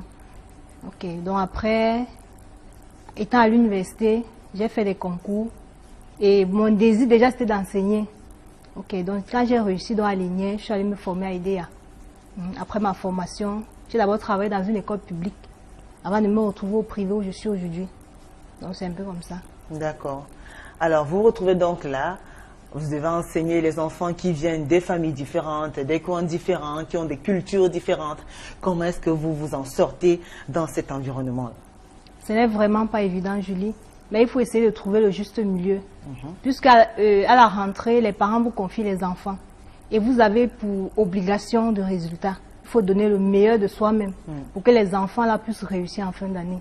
Et vraiment, il faut s'armer de beaucoup de patience. Ben, ce n'est pas facile du tout. Oui. Ce n'est pas facile à quel niveau? Avec les enfants ou avec les parents? C'est pas alors facile. On commence à avoir parlé avec les enfants.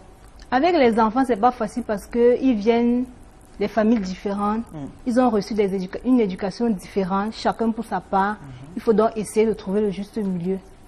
Oui. Et au niveau des parents, on se rend compte que du moment où le parent a payé la scolarité, acheté toutes les fournitures, lui sait que le marché est conclu. L'enseignant gère le reste. Et vraiment là, c'est pas évident. L'enseignant doit faire sa part et le parent doit faire le sien. Très bien. Joseph Mbok parle des parents qui refusent de dire certaines vérités, qui ne disent pas la vérité à ces personnes-là qui sont censées s'occuper des enfants. Et puis Odile Kitcha parle de ces parents-là qui, une fois les enfants sont à l'école, se disent que voilà, c'est à la maîtresse de faire le reste. Vous, justement, parents d'élèves qui êtes là ce soir, Irène Tembe, en tant que parent d'élèves, comment est-ce que vous appréciez justement, vous avez salué le mérite de ces femmes-là. Bon, alors, est-ce que véritablement, quand on est sur le terrain, quand on voit ce qui se passe autour de nous, ce sont les saintes Nitouches ou bien ce sont des femmes qui mériteraient d'être saluées à tous les niveaux? Ou alors, quelles sont les défaillances que vous relevez? Qu'est-ce que vous avez à faire comme reproche? Quelle observation, quelle analyse vous faites de ce qui est abattu sur le terrain comme travail avec ces femmes-là? Premièrement, je dis toujours, je vais saluer leur travail. D'accord. Parce que c'est grâce à elles que nous sommes ce que nous sommes aujourd'hui. C'est grâce à elles que nous sommes des femmes qui savons nous exprimer. C'est grâce à elles que nous avons une éducation et tout. Mais il y a des défaillances. Quand, par exemple, Odile dit que lorsque nous, en tant que parents, quand nous avons inscrit nos enfants, nous avons acheté les fournitures scolaires et tout, c'est bon débarras. Moi, je ne suis pas d'accord. Je ne suis pas d'accord parce que la maîtresse, excusez, je vais prendre le thème de la maîtresse outrepasse ses droits. Vous imaginez-vous, vous avez une maîtresse, vous avez un enfant à la maternelle que vous inscrivez dans l'école et tout. Oui, vous avez acheté tous les fournitures scolaires et tout. Le matin, vous accompagnez l'enfant à l'école. Vous voulez bien voir qui va accompagner, qui va s'occuper de votre enfant, qui va éduquer votre enfant. Lorsque vous rencontrez la dame en question, quand vous retournez le dos, la première question qu'on pose aux enfants à l'école, quel est le métier de votre papa ou de votre maman? Elles sont toutes contentes de lever le doigt et dire, moi madame, maman fait ci, papa fait ça. C'est très beau. Mais alors, quand à la sortie des cours, la maîtresse écrit dans le cahier qu'elle voudrait bien voir le père de l'enfant. Quand le papa arrive, on échange les numéros de téléphone. C'est bien beau. Mais est-ce que c'est au père qu'on doit transmettre les nouvelles quand on sait que c'est la maman qui est venue se présenter à la maîtresse de l'école? Mais le père est parent d'élève. Le père est parent, je ne dis pas le contraire. Mais si déjà, je vais extrapoler les choses, si déjà dans le téléphone de l'époux, on retrouve déjà des messages qui sont échangés entre l'enseignante et le parent, moi je dis ça, on outrepasse les droits. Là, la maîtresse n'est plus la maîtresse de mon enfant. Quelque part, je mets entre guillemets, elle devient la maîtresse virtuelle de l'époux. Donc, il y a des maîtresses qui outrepassent leurs droits. D'accord. Le deuxième point, vous êtes là pour élever nos enfants. Vous êtes là pour accompagner nos enfants. Il y a aussi le fait que lorsque nous mettons les goûters de nos enfants dans le sac, excusez-moi le thème, je vous respecte beaucoup, mais il y a des maîtresses carrément qui ne s'en privent pas pour les manger. Non, ne riez pas. C'est bien risé, mais c'est quand vous attrapez au four que vous dites, mais tiens, le yaourt, le gâteau, La première question, c'est la mère de X est trop chiche. Excusez le langage. Voilà ce qu'on va vous transmettre. Pourtant, on sait que la maîtresse a pour rôle d'éduquer nos enfants. Troisième élément. Mais elle ne devrait pas toucher au goûter des enfants. Elle doit partager, elle doit aider l'enfant. Mais elle ne devrait pas manger. Parce qu'imaginez que l'enfant rentre à la maison et vous dit, maman, j'ai faim. Mais j'ai mis le goûter dans tout ça. Non, la maîtresse, ça... Entre parents d'élèves et maîtresse. Julie, je pense que chacune doit savoir ce qu'elle veut, sincèrement. Tu as un mari ou tu as une amie. Comment il faut être, je sais pas, il faut être fidèle, je sais pas. Tu n'es pas allé là-bas pour le parent, pour qui que ce soit.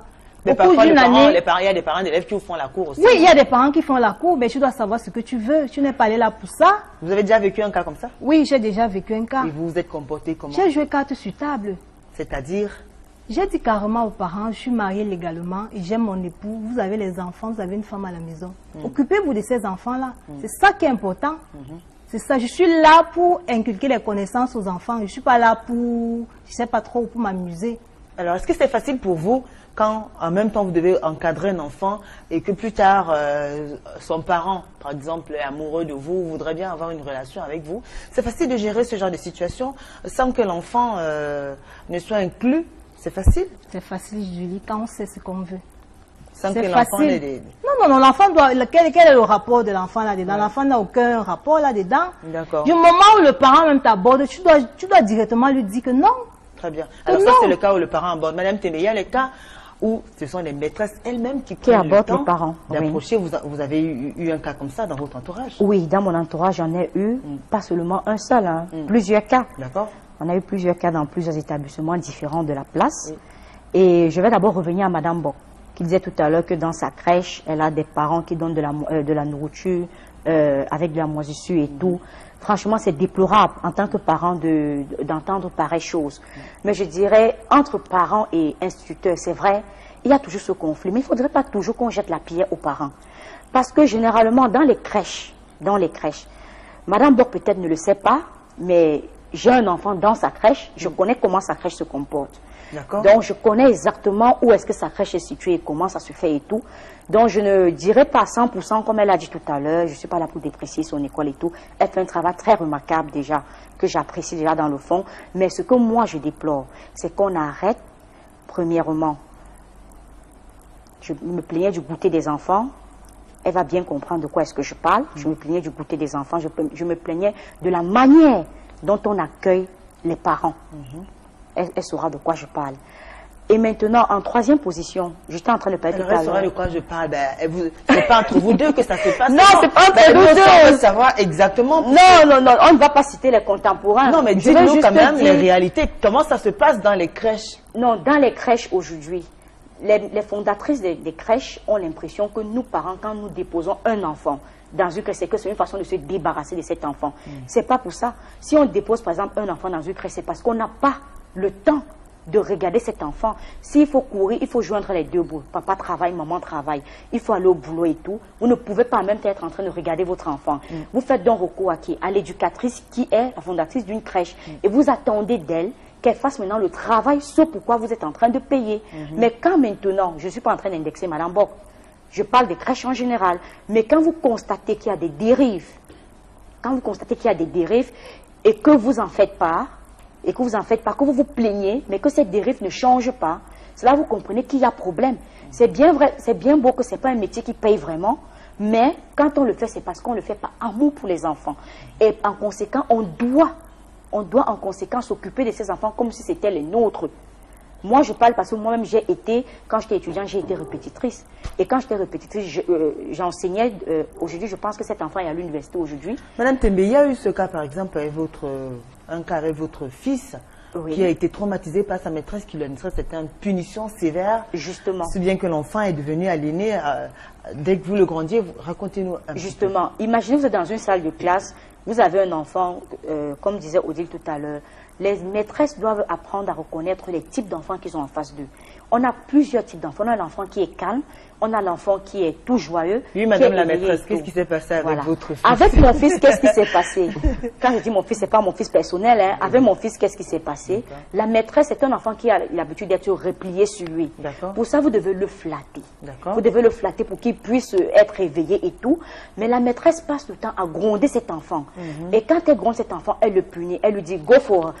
Donc, va sur le mur, et l'enfant a pris la manière que même à la maison, quand vous élevez un peu le ton, l'enfant va automatiquement sur le mur, il met la tête sur le mur, il croise les bras, il attend la punition. Vous lui demandez, mais qu'est-ce que tu fais? C'est comme ça que la maîtresse me fait à l'école. Imaginez le choc que vous, en tant que parent, vous ressentez, de comprendre que vous êtes incapable. C'est vrai, vous pouvez mettre la main sur votre enfant, mais que votre enfant vit ça en silence.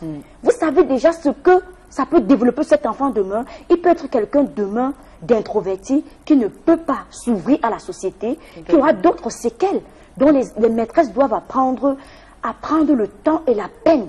Ce n'est pas parce qu'un parent, et par rapport à Audit qui disait que quand un parent lui fait la cour, elle sait faire la part de choses. Moi je dis non, elles ne font pas la part de choses. Je prends un exemple. J'ai une voisine à qui le papa a fait la cour parce qu'elle est maîtresse. S'il vous plaît, cet enfant, l'enfant de ce voisin, l'enfant de ce papa, était toujours parmi les 5 premiers parce que la maîtresse prenait le temps. En récréation, première récréation, elle apprenait l'enfant. Deuxième récréation, elle apprenait l'enfant. L'enfant avait l'avantage. L'enfant avait l'avantage, ce qui n'est pas normal. Ce qui n'est pas normal. Donc, les maîtresses doivent apprendre à savoir qu'il y a une différence entre être enseignante et être éducatrice. Très bien. C'est justement ce côté-là qui blesse. Quand les relations entre parents et maîtresses commencent à être compliquées. Odile.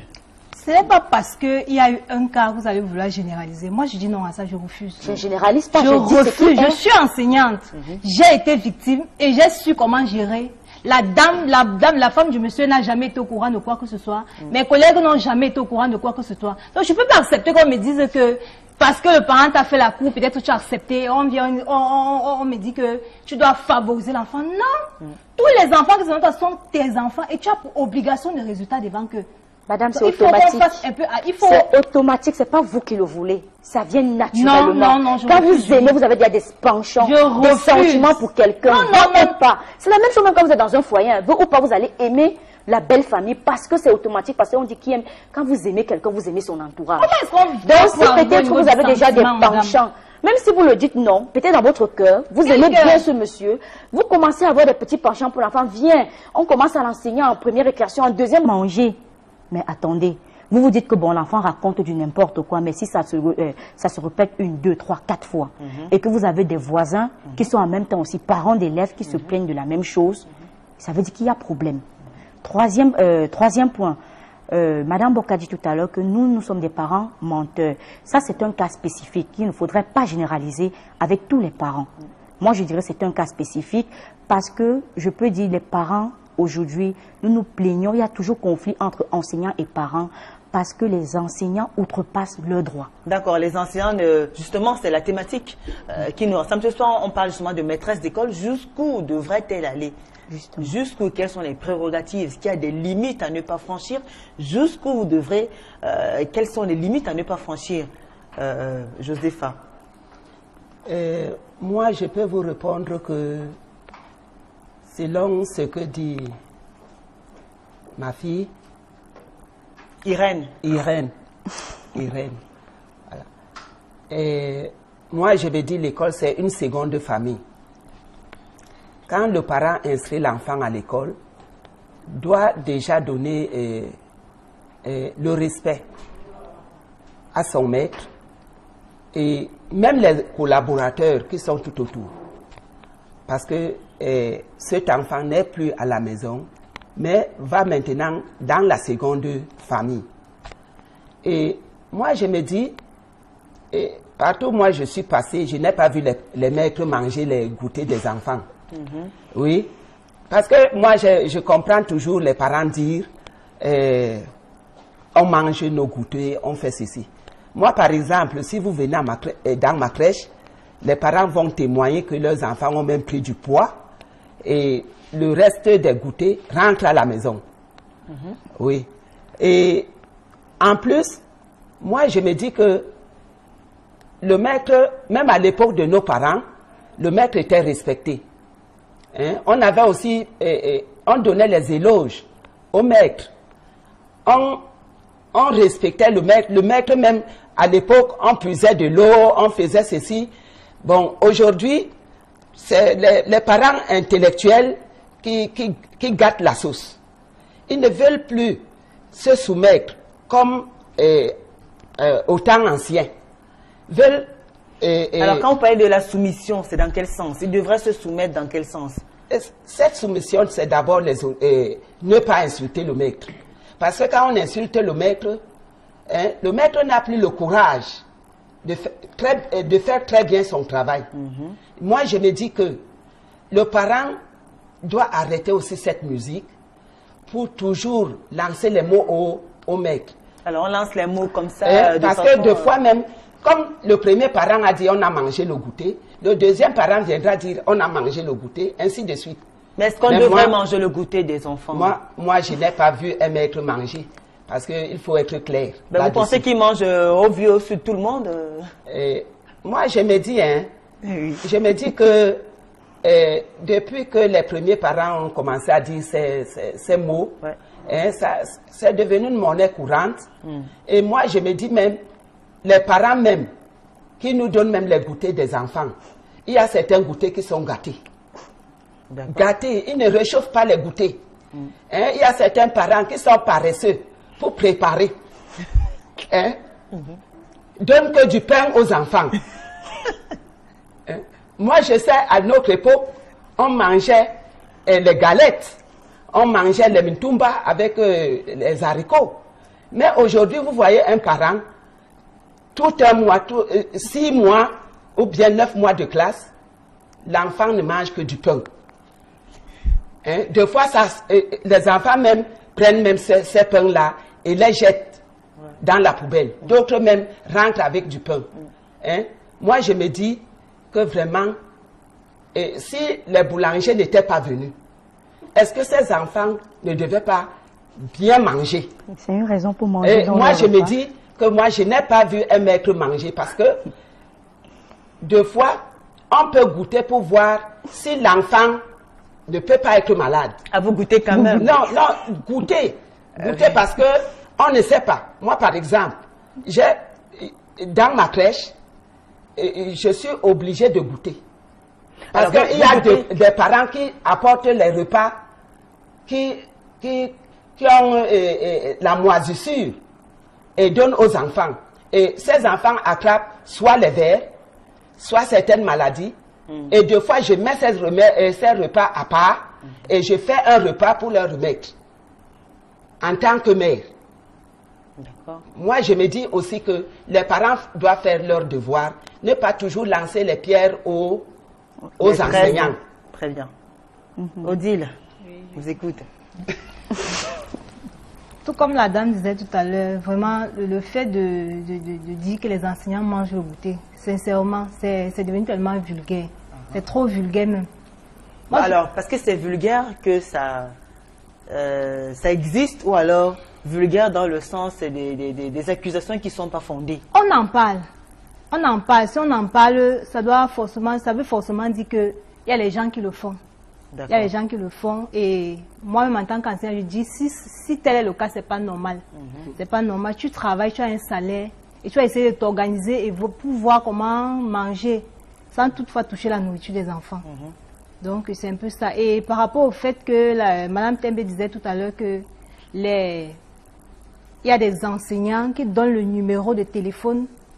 Je pense que tu es là pour le travail, tu es là pour inculquer les connaissances à l'enfant. Tu n'es pas là par rapport au papa. En sortant de chez toi, tu n'es pas marié. Tu es marié, tu as un mari. Est-ce que tu as besoin? Tu n'as pas besoin.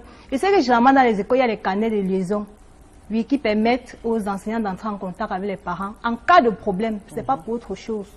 C'est pas pour autre chose. Il y a des parents qui cherchent à avoir les numéros des enseignants pour essayer de contacter l'enseignant au cas où il y a un problème. Ou alors de temps en temps, il appelle l'enseignant pour voir si le travail est bien fait.